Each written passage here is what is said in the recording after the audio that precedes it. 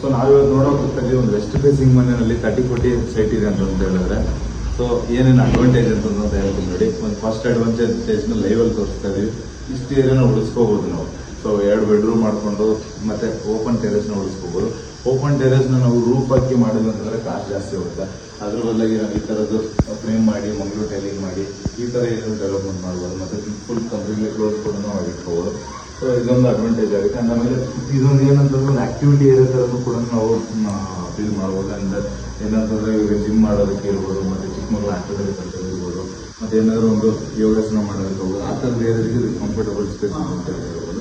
And ಈ ಏರಿಯಾದಲ್ಲಿ especially ನಾವು ಡೆವಲಪ್ಮೆಂಟ್ ಆಮೇಲೆ ಇನ್ನು ನಾವು ಫರ್ದರ್ ಏನಾದರೂ ಟೆರೇಸ್ ಡೆವಲಪ್ಮೆಂಟ್ ಹೋಗ್ತೀವಿ, ಗಾರ್ಡನಿಂಗ್ ಹೋಗ್ತೀವಿ, ಮತ್ತೇನೋ ಹೈಲೈಟ್ ಮಾಡ್ತೀವಿ, ಆ ಥರದ್ದೆಲ್ಲ ಇಟ್ಕೊಂಡ್ರೆ ಅದಕ್ಕೂ ಕೂಡ ಒಂದು ಕಂಫರ್ಟಬಲ್ ಸ್ಪೇಸ್ ಅಂತ ಹೇಳ್ತಿರುತ್ತೆ.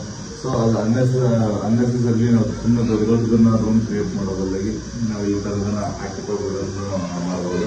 ಆಮೇಲೆ ಎಸ್ಪೆಷಲಿ ಈ ಥರ ಮಾಡಬೇಕಾದ್ರೆ ಮೇನ್ ಥಿಂಗ್ ನಾವೇನು ನೋಡಬೇಕಾಗಿರೋದು ಅಂತಂದರೆ ಸ್ಲೋಪ್ನ ನಾವು ಕ್ಲೀನಾಗಿ ನೋಡಬೇಕಾಗುತ್ತೆ. ಯಾಕಂತಂತಂದರೆ ನಮಗೆ ಆಲ್ಮೋಸ್ಟ್ ನಮಗೆ 10 ಫೀಟ್ ಐದಿಂದ ಏನನ್ನು ತೊಗೊಂಡ್ಬೇಕು ಅಂತ ಹೇಳಿದ್ರೆ ಅಲ್ಲಿಗೆ ಸ್ಲೋಪ್ ನಾವು ಮೇಂಟೈನ್ ಮಾಡೋಕ್ಕಾಗಲ್ಲ.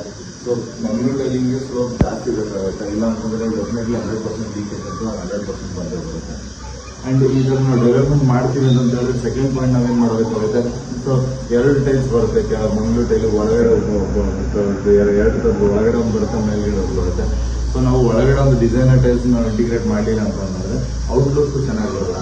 ಸೊ ಹಂಗಾಗಿ 2 ಟೈಲ್ಸ್ನ ಮಲ್ಟಿ ಟೈಲ್ಸ್ ನಾವು ಯೂಸ್ ಮಾಡಬೇಕಾಗುತ್ತೆ. ಸ್ವಲ್ಪ ಕಾಸ್ಟ್ ಜಾಸ್ತಿ ಆಗುತ್ತೆ, ಬಟ್ ಗ್ರ್ಯಾಂಡ್ ಲುಕ್ ಬರುತ್ತೆ. ಸಿಂಗಲ್ ಟೈಲ್ ಹಾಕೋದು ಅಂತಂದ್ರೆ ಅಷ್ಟು ಗ್ರ್ಯಾಂಡ್ ಆಗಿರಲ್ಲ. ಅದಕ್ಕಿಂತ ಕಡಿಮೆ ಅಂತಂದ್ರೆ ನಾವು FRP ಶೀಟ್ಸ್ಗೆ ಹೋಗ್ಬೋದು. ಇಲ್ಲಾಂತಂದ್ರೆ ಇದೇ ಥರದ್ದು ನಮಗೆ ಫೈಬರ್ ಶೀಟ್ಸ್ ಕೂಡ ಬಂದಿದೆ, ಅದನ್ನು ಬೇಕಾದ್ರೆ ಯೂಸ್ ಮಾಡ್ಬೋದು.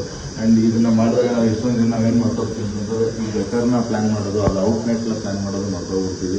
ಸೊ ಅದನ್ನು ಅದಕ್ಕೆ ನಿಂತ್ಕೊಳ್ತೀವಿ. ಸೊ ಅದು ಮೇಯ್ನಾಗಿ ಅದನ್ನು